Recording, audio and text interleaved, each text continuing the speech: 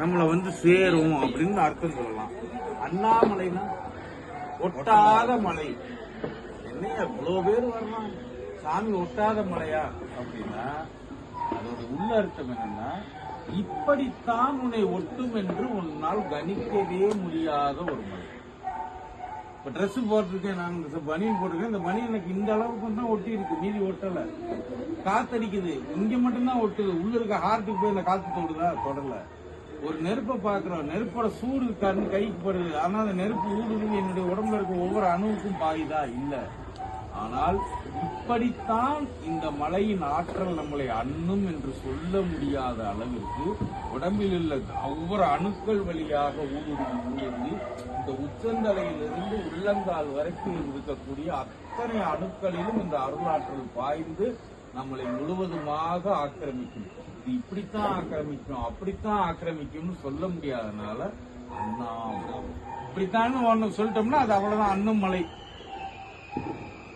அண்ணாமலைன்னா இப்படிதான் சொல்ல முடியாது, எப்படி உன்னை கவுத்தினது, அது எப்படி கவுத்துன்னு மட்டும் சொல்ல முடியாது. அதான் அண்ணாமலை.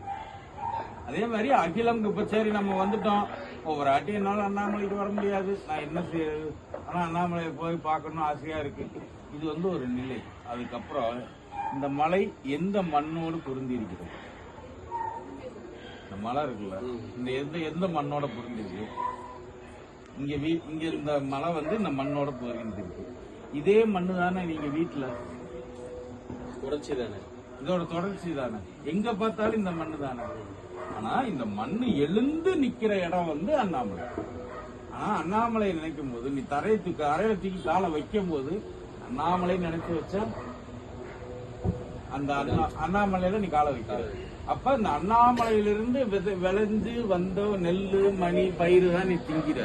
இந்த அண்ணாமலையில இருந்து பிறந்து வாழ்ந்து கொண்டிருக்கும் மனிதர்களை தான் உனக்கு உறவாக கொடுத்திருக்கோம். இந்த அண்ணாமலையில இருந்து கிடைச்ச பொருட்களை தான் நீ உடையாக எல்லாத்தையுமாக அணிஞ்சிட்டு இருக்க. இந்த அண்ணாமலையோடு தொடர்புடைய இந்த மரங்களில் இருந்து வெளிப்படக்கூடிய ஆக்சிஜனை தான் நீ வந்து சுவாசமாக சுவாசிக்கிற. அப்ப எல்லா விதத்திலும் அண்ணாமலை அண்ணாமலை அண்ணாமலை நீ உள்வாங்க வாங்க நினைக்க முக்தி அண்ணாமலை. வேற நினைப்பே இல்ல உனக்கு. அதை விட்டுட்டு நீ எதை நினைப்ப? நீ எங்க நினைக்கிற? மண்ணில் நினைக்கிற. மண் எதோட இங்க இருந்து அப்படியே அந்த நிக்கிற எத்தனை கிலோமீட்டர் தண்ணி இந்த பூமியில எங்க இருந்தாலும் இந்த மண் எங்க வந்து ரிலேட் ஆயிருக்கு, இங்க வந்து ரிலேட் ஆயிருக்கு. நீ எங்க இருந்து காத்து வாங்கினாலும் அந்த காத்து தொடர்பான ஒரு மரமோ செடியோ எங்க இருந்து வந்திருக்கு? மண்ணுல இருந்தா வந்திருக்கு. நீ போட்டிருக்க ட்ரெஸ், நீ அந்த நாட்டு உணவு இந்த நாட்டு உணவு, நீ எதை தின்னாலும் சரி அது இந்த மண்ணோட சம்பந்தப்பட்டதா இருக்கு. அப்ப இந்த மண்ணோட சம்பந்தப்பட்ட அனைத்தையும் நீ உண்ணும் போது எதை செஞ்சாலும் நீ எதனாலும் மெய்ப்பொருள் உணரும் போது நான் அண்ணாமலையிலிருந்து தான் உணர்கிறேன், அண்ணாமலையிலிருந்து தான் சாப்பிட்றேன், அண்ணாமலையில தான் சுவாசிக்கிறேன், அண்ணாமலை மேலதான் படுக்கிறேன். அண்ணாமலையில உருவான ஒரு உடலோடு இருக்கக்கூடியதோடு தான் நான் உறவு கொண்டு இருக்கிறேன். அண்ணாமலையோடு தொடர்புடைய ஒருத்தனை தான் நான் எதிரியா நினைக்கிறேன். அண்ணாமலையோடு தொடர்புடைய ஒருத்தனை தான் நான் ஏமாத்தலான்னு நினைக்கிறேன். அண்ணாமலையோடு தொடர்புடையவனை தான் வெறுக்கிறேன். அப்படிங்கும் போது பிற உயிர்கள் மேல் நேசம் வருமா, பாசம் வருமா, அன்பு வருமா? அண்ணாமலை போய் நான் பாய்ச்சிக்கிட்டேன்டா அப்படின்னு சொல்லுவாங்க. ஆனா நம்ம சொல்றோம் அவன் எனக்கு எதிரி அப்படிங்கிறான். அவன் எதிரினா யாரு? அவன் எங்க இருந்து வந்தான்? இந்த மலையோட தொடர்புடைய இருந்தாங்க அவனும். அப்ப நீ யாரை எதிர்க்கிற? அண்ணாமலையவே எதிர்க்கிற, அண்ணாமலையோடையே சேர்ற, அண்ணாமலையே காதலிக்கிற, அண்ணாமலையவே பெத்துக்கிற, அண்ணாமலையிட்டே திட்டு வாங்குற, அண்ணாமலையவே திட்டுற. அப்ப எல்லாமே அவனாக இருக்கும்போது நினைப்பதொன்று கண்டிலேன் நீயலாது வேறில்லை, நினைப்புமாய் மறப்புமாய் அகண்ட மாயை மாயையை. சிவவாக்கியர் பார்க்கணும். உன்னை தவிர நான் வேற எதையும் நினைக்கல, ஆனா உன்னைத்தான் நினைக்கிறேங்கிற அறிவு எனக்கு இல்லை.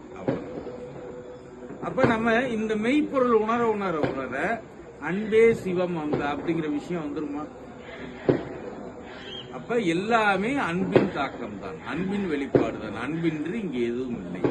அப்ப நம்ம ஒருத்த கூட பார்க்க சண்டை, அவனை தோக்கடிக்கணும், ஜெயிக்கணும், இந்த உணர்வு எல்லாம் போயிடும். எல்லாருமே அன்பு செலுத்த ஆரம்பிச்சிருவோம். அன்பு செலுத்த ஆரம்பிச்சிட்டோம்னு வச்சுக்கோங்க, இந்த அன்பின் ஊற்று எங்க இருந்து கிடைச்சது நம்மளுக்கு? அப்ப அந்த அன்பாவே நம்ம மாறிடுவோம்.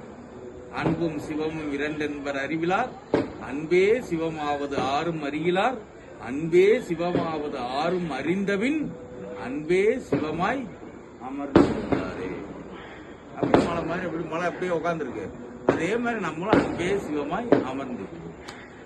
அதான் இந்த ஒரு கான்செப்ட். அதனால இன்னைக்கு நீங்க இன்னைக்கு என்ன பண்ணுவோம், இன்னைக்கு இங்க என்ன நடக்குது அப்படிங்கறது பாத்தீங்கன்னா, எப்பயுமே இந்த இறையோட பேராற்றல் நம்மள தீண்டிக்கிட்டே இருக்கு.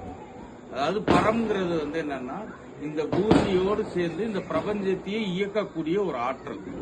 இந்த பிரபஞ்சத்துல இருக்க ஒவ்வொரு கோள், இப்ப உதாரணத்துக்கு இந்த பூமி இருக்கு, இந்த பூமிக்கு பக்கத்துல நிலம் இருக்கு. இந்த நிலம் என்னைக்காச்சும் பூமி ஒட்டிச்சா? இது பக்கத்துல சூரியன் இருக்கு, 9 கோள்கள் இருக்கு. அதாவது அதுக்கான தனித்துவத்துல அது சுத்திக்கிட்டு இருக்கு.